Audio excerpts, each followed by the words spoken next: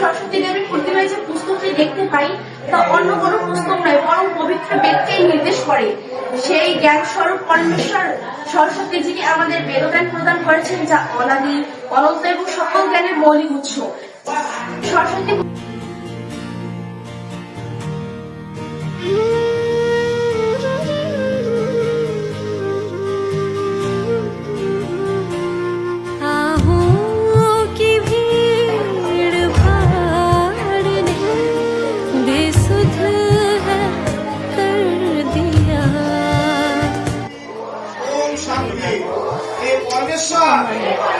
তুমি আমাদেরকে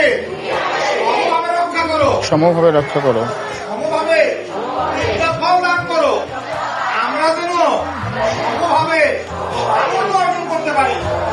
আমাদের তত্ত্ববিদ্যা অপূর্ব, আমরা যেন পরস্পরকে হিংসা বিদ্বেষ না করি।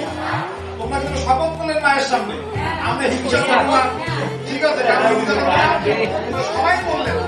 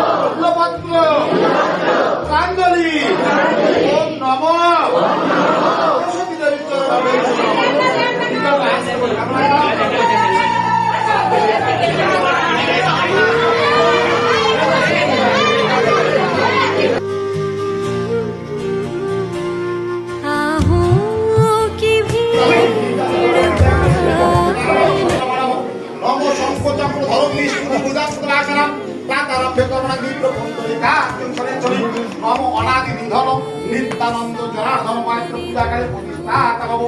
ওম কৃপায়ং তু জগন্মাতা তমেব অত তেজস্বম গুরু সাপয়ের স্থিতি বুদ্ধি বিদ্যা হিরণ দুঃখিতা। ওম জ্ঞানং দেহি, হে মাতাকে জ্ঞান দান করো। ওম স্মৃতিং দেহি, হে মাতা স্মৃতি করো। হে বিদ্যাং দেহি, হে মাতাকে বিদ্যা দান করো। বিদ্যাভি অধিদেবতা প্রতিষ্ঠিতা, কবিতা দেহি শক্তি শিষ্য অধিকারম প্রতিষ্ঠিতা। ওম প্রতিভা সৎ সবায়ঞ্চ বিচর ক্ষমতা শুভম লুপ্ত সর্বম দৈব নাশনম অভিভূষম পুরঙ্কু। ওম তথাত্র রস্যামি চক্রে দেবতাম ব্রহ্ম স্বরূপা পরমা জ্যোতি রূপা সনাতনী। ওম সর্ববিদ্যা বিধাত্রী দেবী যা তস্मै বাণে নমো নমঃ। ওম ইয়া বীণা জগৎ আসবে না ওই বুঝালে আমাকে এই দিতে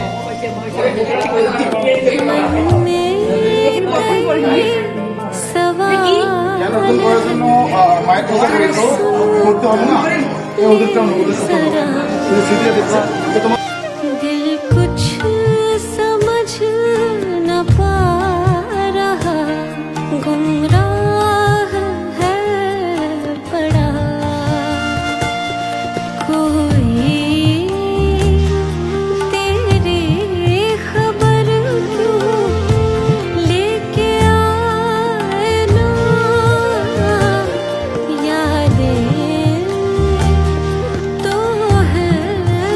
पर